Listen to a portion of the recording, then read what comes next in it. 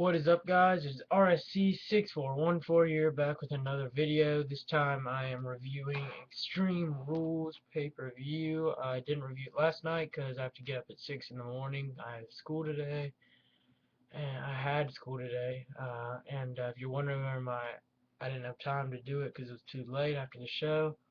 I did buy the pay-per-view. I thought it was pretty good overall. So yeah, I'm going to review it. If you're wondering why my hair is wet, I just got out of the shower. When I got home from school, I took a shower, because I got rain, and it rained on me a lot. So if you're wondering why, that's why. No, most of you probably don't care, but whatever. Extreme Rules, we started off with, it was Fandango and Chris Jericho. This match was pretty good. I may give ratings below on like what I thought each one was. I'm gonna rate each match since it's a pay-per-view and the overall show at the end. I gotta say this match was pretty good. I thought it was a little better maybe than WrestleMania, even though I like Fandango. If you saw my unboxing, I've got a Fandango foam finger. This match was good. There was a couple leg drops, I think, off the top rope from Fandango. One time he missed. There was also a cool lion salt from Jericho that was a near fall. And then there was also Walls of Jericho where Fandango touched the ropes. But pretty sure, oh yeah, Fandango is on the top rope towards the end of the match, jumps off. Chris Jericho hits the code breaker for the 1, 2, 3. I knew Jericho was going to win since Fandango won at Mania. They'll probably have sort of like a tiebreaker like they did with Lesnar and Triple H, and I think Fandango will win. That'll probably be at Payback, the next pay-per-view. So yeah, takes us into our next match, Kofi Kingston and Dean Ambrose for the United States Championship. In my predictions, I said I thought Kofi would win. My good friend Sean Summers, check him out on YouTube. Sean Summers is his actual name for his YouTube account, so go check him out and subscribe. He has some cool wrestling videos. But we were chatting, and he made a good point about how the Shield would be better if they retain all the titles instead of. I originally had Kingston winning, but in my prediction league that I'm in with some other people, I picked Ambrose and Rollins and Reigns. So thanks to you, Sean Summers, for letting me get those points. Um, and thanks, Gary. Definitely check his vlogs out too. I know I'm shouting out YouTube, Gary's Daily Vlogs. Good, he's a cool kid. So yeah, go check him out, give him a like or subscribe, and sorry guys, I got off topic, but back to my review. Kofi Kingston Ambrose match was good, I thought too. Thought it was pretty good. I wish the match got more time, but Kingston went a couple times. He hit the SOS for a near fall, then Ambrose hit a couple moves for near falls. This match was decent back and forth. It ended when Kofi Kingston went for the Trouble in Paradise. His leg nailed the ropes. He bounced off, and then Ambrose went for his signature. I don't remember exactly what it's called. I think it's like a bulldog something. He slammed Kingston's head into the canvas when he held his arm. He also had it in a chicken wing submission. That's the actual name of it, I think. And Ambrose had Kingston in there, but Kingston got to the ropes, so that was close. But Ambrose wins. I like Kingston, but I'm glad Ambrose won. So yeah, it was cool. So new U.S. Championship, Dean Ambrose. Then we takes us to the back. Caitlyn and AJ Lee are arguing, kind of like they're talking about the Divas. AJ talks about how she canceled the title match tonight because Dolph's hurt.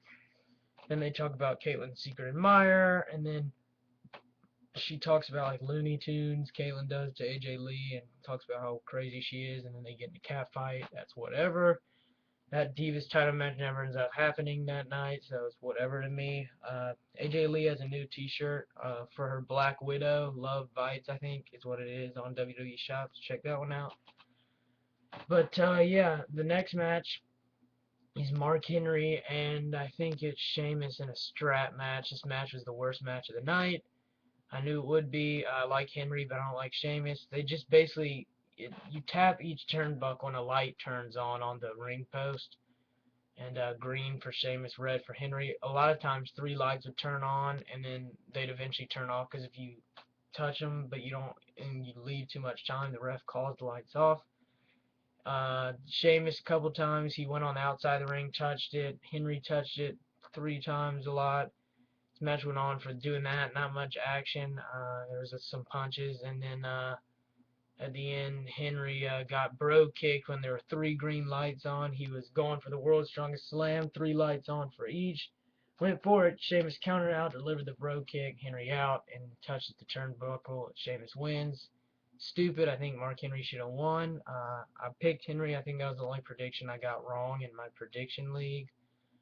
So yeah, he. I wish he could have won this because he's a dominant heel in my opinion, one of the better ones. But yeah, Sheamus is Sheamus, I guess. I'm not a huge fan of his, but whatever. Takes us to the other next match, which I think was the tag title, Rollins and Reigns versus Team Hell No.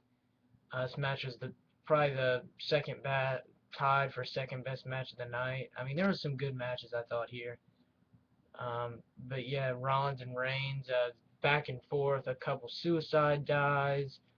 Um, there were some sick spots on high spots too. There was a lot of spears by Reigns, probably 2 or 3. Um, I think there was a near fall from one of those. There was a choke slam. I think one of the spears was broken up by Daniel Bryan in near fall. Kane delivered a choke slam that was broken up by Rollins. There was a couple like signatures and finishers that were broken up by the tag team partner tagging it since it's a tornado tag match. So yeah, this was pretty good, I thought.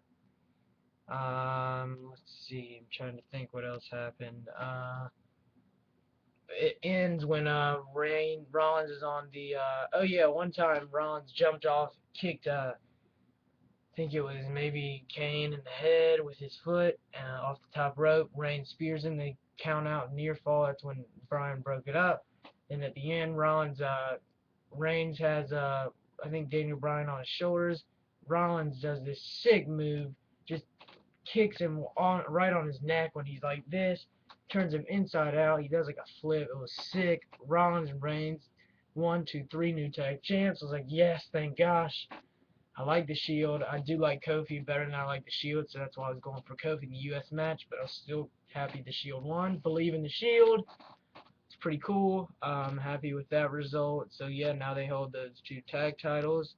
So that's pretty cool. I'm trying to think what was next. I want to say it was Orton and Show. I'm trying to think. Yeah, it was Orton and Show. This match was good. I thought there was a lot of Big Show. They just snapped kendo sticks in half some to show how strong he was. He dominated Orton some. They were just sort of back and forth. Orton hits Big Show with this after a couple RKOs for near falls. He can't believe it. I think Big Show got maybe a near fall on Orton. Orton delivers an RKO on Big Show's face onto a steel chair, and then goes for a boot to the head. And for the 1, 2, 3, Orton wins. This match was Extreme Rules. Really wasn't extreme. There was a couple times where they both went through tables. I think Orton may have gone through once, and Big Show might have gone through once.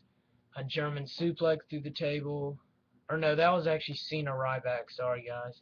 I think there was one spot, though, where they went to the table. But yeah, this match was decent. Orton with the win. I picked Orton. Being in St. Louis, his hometown, I thought it made sense. And he's faced, thought he was due for a win. So yeah, Orton wins. Takes us into our next match, Ryback versus Cena. I was a little shocked that this wasn't the main event because they generally do that with WWE, but it was whatever. I was most looking forward to Lesnar Triple H, so I was cool with waiting. This match was the best match of the night. One of the best matches I've seen all year, actually. This match was crazy good, back and forth. Some Ryback's matches have been boring, but this one was one of his better ones. It's back and forth action. They take it outside the ring. I think there was a couple of German suplexes through tables that were like this. If I'm not mistaken, I'm pretty sure Cena did an AA and threw Ryback through a table for a near fall. STF, there was a couple times where they'd get on, and then a sleeper hold. There was a lot of near like counts, like it was the last man standing, so there were a lot of 9 counts, which I was a little mad about. Whatever.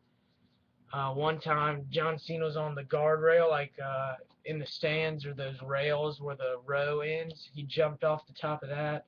sort of a short spot though. It was like this to the table. Just elbows Ryback right through the table, and then he grabs the fire extinguisher, hits Ryback a couple times, sprays all the foam or whatever that's in the extinguisher for a 9 count, and then Cena's got him in a AA on the stage. He breaks out. Ryback has him in a God, what is it called? I keep forgetting that. It's like bombs. I don't know. Dang, I drew a blank. Shell shock. God, I don't know why I keep forgetting that. I know the move. He's like this, and then Cena counts out. He picks Cena up, and he just grabs him like this, runs right at the wall on the stage, smashes Cena right through the electric grid, sparks flying everywhere. I was like, oh! Watching on TV was sick. This was a really cool moment. One of the best part of the night. Not a huge Cena fan. It was cool to see Ryback just not show any regard for their personal bodies. That's what Extreme Rules is all about. We go back to the backstage. Cena's laying on this like thing unconscious. Ryback ends up getting up. He never finished the match, so obviously Cena retains the WWE title in a no contest, I'm guessing. They never really said.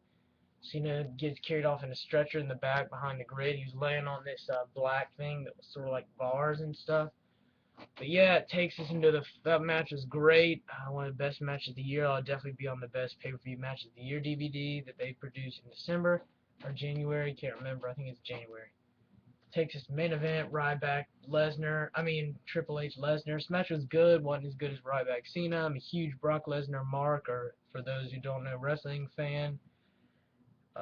I was really happy that I've bought, I think, 3 of the 4 pay-per-views Brock Lesnar's in, and I don't buy a ton of pay-per-views, so he sells me every time. I like Brock Lesnar a lot. So yeah, this match was decent, I thought. Brock Lesnar was hurt most of the match. They were just throwing each other off steel cage most of the time. Brock Lesnar ran at Triple H, jumped up, his knee nails the steel cage. He's in pain. Then Triple H goes at his knee that's hurt the whole match. Lesnar's limping. I think Triple H had him in the figure 4 a couple of times. Then he gets on Lesnar, I think, delivers the F5 for a near fall. He had trouble delivering it, but this was back and forth. Decent match. Better than their SummerSlam. I still think WrestleMania was a little better since Lesnar was hurt most of the match. Lesnar's climbing up on the cage trying to get out. And then Triple H grabs a chair, whacks him. He falls back. Then you see Triple H smiling like maniacally, like, look what I'm about to do. Grabs a sledgehammer that's camouflaged with the steel cage, silver. Takes it, everybody's going nuts. Hits him with the sledgehammer. I think a pedigree for near fall. I thought this was it. Then he grabs another steel sledgehammer, I think, and then Heyman comes in the ring, delivers a low blow. But I think after Triple H delivered a pedigree in one of the figure 4 locks on Heyman, and Heyman delivers the low blow to Triple H's area, he's like, oh, drops the sledgehammer. Lesnar picks it up, nails Triple H in the head with it, probably broke his jaw. Then delivers the F5 for the 1, 2, 3. Yes, Brock Lesnar wins. Great move, WWE, to do this. I really like this, that Brock Lesnar won. Really happy about that. So, yeah, overall, I'd say that this match is this pay-per-view is 7.5 out of 10. Thought it was pretty good. One of the best pay-per-views of the year, better than Mania and Elimination Chamber for sure. Rumble was decent, even though a lot of people I liked lost. So I'd say Extreme Rules is my favorite pay-per-view of the year so far. Most of the people I wanted to win won.